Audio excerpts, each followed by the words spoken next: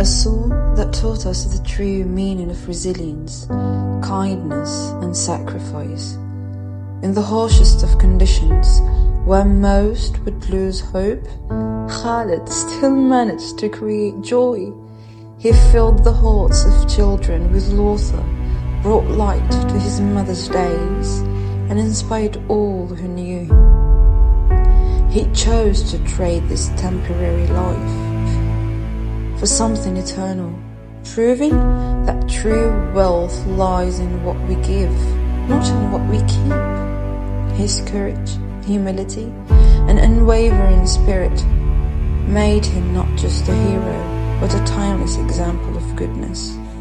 I too am guilty of focusing on Palestinian children. The reality is this is a genocide of children and their mothers. On the other hand, we should not allow our efforts to highlight that very dark reality, to highlight the violence being carried out against our men. Our men, like Reem's grandfather, who was recorded saying goodbye to her, holding her, hugging her, calling her the soul of his soul, he was then killed in an airstrike by Israel. We have many lessons that we can learn from Palestinians as a whole about humanity and about perseverance and resilience and resistance. But many of those lessons are actually taught to us by Palestinian men. Our men who are brave and courageous and loving and caring, and the heads of our household and our fathers and our brothers and our uncles and our heroes. Families being pulled from the rubble, the people pulling them out of the rubble are our men who are digging up our families with their bare hands, our men who are going through deep trauma in this moment as their families are being killed and they're unable to protect them, they're unable to provide for them. I can't imagine what it must be like for a Palestinian father to watch his kids starve and to know that there's nothing that he can do to provide for them. Our men get up every day, they stand in those lines and they do what they can to try to provide in any way possible for their families in this moment. But we know that our men have been demonized, we know that our men have been perceived as criminals, we know that they are not afforded the presumption of innocence or humanity at all by commentators, whether they be from the corporate media or the US government. We know that they're systematically ignored in any recollections of those who are killed and injured because the summaries focus on the women and children. We know all of this. I wonder if the world knows that one of the last things that Muntasir al-Sawwaf, one of the Palestinian journalists who was killed by Israel, did before he was killed was feed all of the starving cats in his neighborhood. The last videos he had posted were of him walking around his neighborhood in northern Gaza, which had been completely turned to dust, taking care of all the cats, providing for all of them just a little bit of food. He had managed to source cat food, and so he was walking around, and every cat that he saw, he would put down a little bit of kibble for and feed. It's a shame to think that somebody like Muntasir al-Sawwaf, who spent this genocide in Gaza outrunning Israeli bombs, who was actually hit in a prior airstrike that had killed multiple members of his family. It's a shame to think that when he was then killed weeks later by another airstrike, that he would just be remembered as a number, as just one of the Palestinian journalists killed by Israel, and that people would not realize what his daily life was like in those weeks leading up to his killing. He, like all Palestinian men, thought about who he could take care of before he could take care of himself. It's important for us to resist and reject these attempts to demonize our men, because our men are noble, they're dignified. People like my grandfather, I mean, when I think of my grandfather, my Sida was the most gentle man I have ever met. He would bring my grandmother every week a crate of oranges because that was her favorite fruit. And he did that when they were in Gaza, and he did that every year of his life after they were prevented from returning to Gaza. The oranges were important because Palestine was known for its oranges, and that reminded my grandmother of their land. And so he continued that tradition of bringing her oranges every week until he died when he was 87 years old. Whenever I went to go visit him, he would always make sure to buy all the snacks that I loved and to have a selection of every juice possible for me in case I wanted pineapple juice or orange juice or cranberry juice or guava juice. He had everything ready. That's a Palestinian man, always thinking about his family before himself. And when he passed away, everybody said the same thing. Your grandfather never thought about himself. He always thought about his family first. He never asked for anything for himself. He always thought about his family first. He never asked to have anything new. He always wanted to provide new things for his family. That's very much my grandfather, but it's also very much every Palestinian man. People need to know that and understand that about our men. لو حدا بسمعك أي حد شو الكلمة اللي بقلبك بدك تطلعها؟ حدا بسمعني في العالم بحكي له يا ريت توقفوا الحرب من أجل الأطفال، من أجل الزهرات، من أجل هذول الناس الرائعين.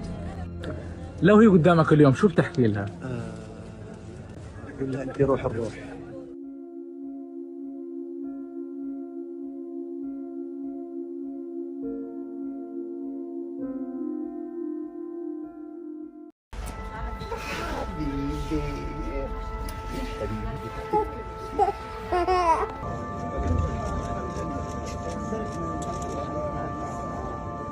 ريم إلها في قلبي مكان.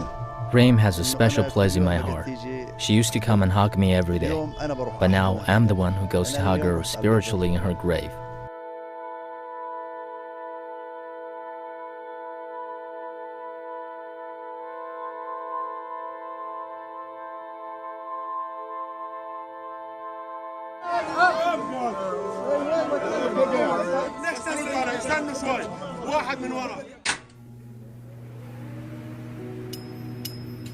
En video, der har gjort særligt indtryk på mig, og jeg har virkelig svært ved at få den ud af min nethælde, og det var videoen af min bedstefar, som jeg tror hedder Khaled, som havde et barnebarn, som hedder Reem, hvor at man så, at han nærmest legede med hendes døde krop, og han åbnede hendes øjne, og det kan jeg ikke lide.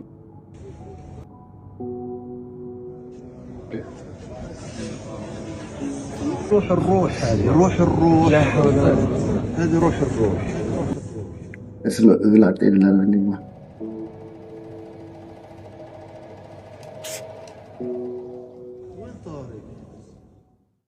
And there was an image of him holding on to his granddaughter, and who'd been killed, and he's just hugging her, and it's just the amount of love that is flowing out from him in that moment, but also this beautiful patience. And we know that it's from the from our deen, to when you have patience, to have beautiful patience, and the way he's hugging her, and he kisses her eyes, and he there's even a video from last year where he's kind of brushing her hair, and obviously she's died, but he's got this constant smile on his face. And so many people were sharing this on social media yesterday, the fact that even within that profound grief, and the well-known kind of that everyone started sharing, kind of across the globe, as were his words that, his granddaughter Reem was the soul of my soul, basically meaning because she was the daughter of my daughter, and he encapsulated so much, I think, beauty and love and compassion within those few words. So to have heard the news that he was killed yesterday, and it's completely devastating, but I think what was also very comforting and to kind of see is the way I think he carried himself within the past year. The fact that there were countless videos of him like buying toys for children, gifting children toys. He was feeding stray cats. He was helping people in hospital and helping the injured. And I think there's so many of us, when we suffer some sort of loss, I think we can become actually quite, naturally, we would kind of fall into despair, and all that maybe comes out of our mouth is like complaint after complaint. But for a personality like Khaled Nabhan, the way he carried himself, I think he really did embody, I would say, so many characteristics, prophetic characteristics, which we should be able to learn from, inshallah. Khaled never stopped paying homage to his beloved Reem, who was killed in an Israeli raid that targeted her home over a year ago. His grief echoed that of tens of thousands of Palestinians across Gaza. ريم has a special place in my heart. She used to come and hug me every day, but now I'm the one who goes to hug her, spiritually, in her grave. Today, I was at her grave and spoke to her about our situation. Then I cried a lot. I cried alone, to myself. But Khaled didn't let his grief paralyze him and tried to help by turning to charity, helping displaced children, giving them toys and comfort. Khaled and Reem's story was followed by hundreds of thousands online, moving hearts and minds. With many demanding action, like this mayor from the state of Michigan, he endorsed the uncommitted national movement aimed at pressuring President Joe Biden to end the U.S.'s unconditional support to Israel's army. His death adds to the more than 45,000 Palestinians killed in Israel's war, but NGOs insist the reality is much higher as thousands remain missing. Just like the grandfather had prayed over Reem's body, now others must do the same for him. And many now saying finally his soul is reuniting with her soul. Ibtisam Genfoud, Al Jazeera.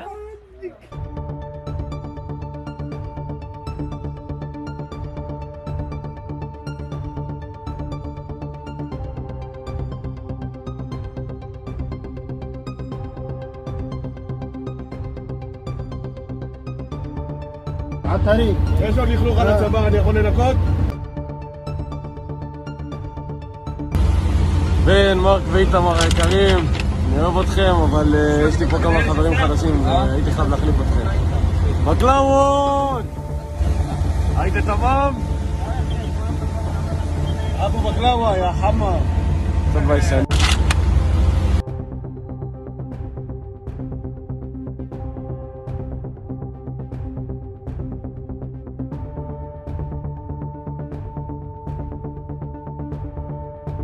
Now in Gaza, avoiding statistical numbness is just as important. Resist it by humanizing the soul of our soul, Reem. They are alive with their Lord, and they need to remain alive in our hearts.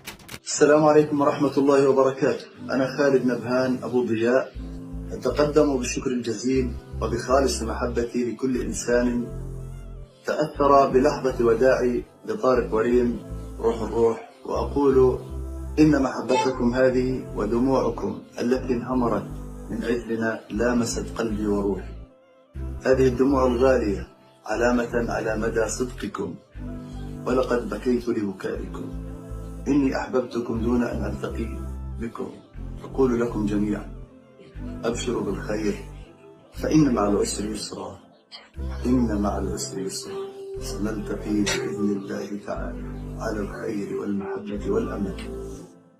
And everyone today who is rallying behind Israel is going to lose. I mean, obviously they're going to lose. Because rallying behind Israel just shows that you are still stuck in this old colonialist, imperialist, racist, Western supremacist mentality that the entire global South rejects. And frankly, not just the global South. I mean, there are huge numbers of people in the West itself who reject this. The majority of people on Earth reject this. So you see, you're showing the whole global South, you're showing the whole world that you can't change, that you're the same as you ever were. I think the West, and America in particular, needs to understand that the whole world is seeing you for what you are. Your stance on Palestine makes it starkly obvious to everyone that you are not actually mature or developed enough to deserve a leadership role in world affairs, and certainly not in the affairs of the global South. Certainly not in all of the countries that have been your victims all these years. I mean, there's no repentance on your part. There's no contrition. There's no moral improvement or change in you. You are exactly the same people who wiped out the Native Americans. You're the same people who regarded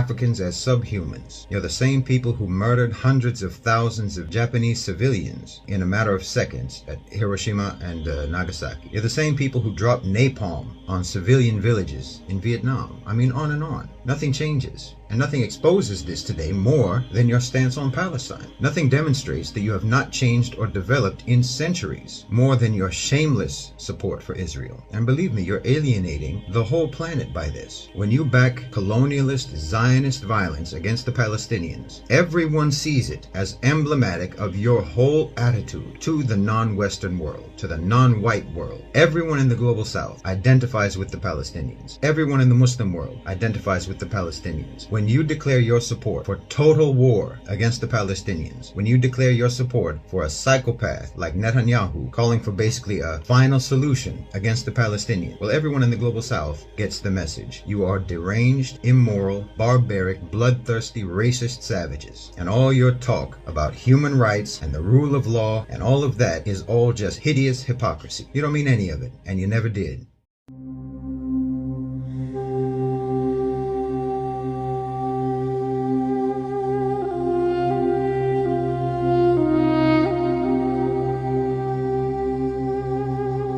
من يحب إنسانا ينتظره حتى يعود بفارغ الصبر.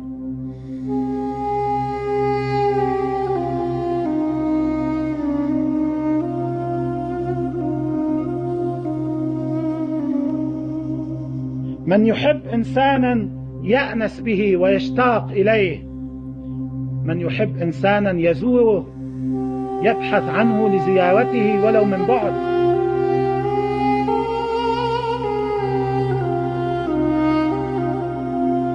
من يحب إنسانا يتبعه ويمشي على خطاه.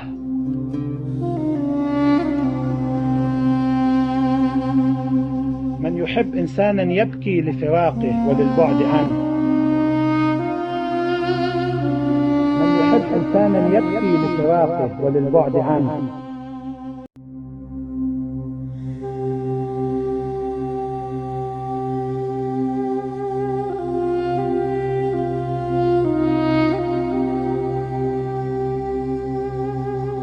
من يحب إنسانا ينتظره حتى يعود بفارغ الصبر.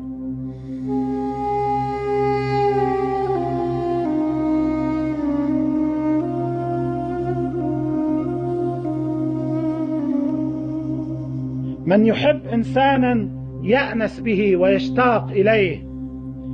من يحب إنسانا يزوره يبحث عنه لزيارته ولو من بعد.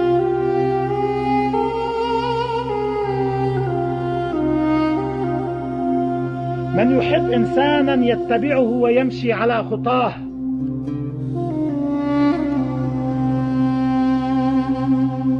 من يحب إنسانا يبكي لفراقه وللبعد عنه. من يحب إنسانا يبكي لفراقه وللبعد عنه.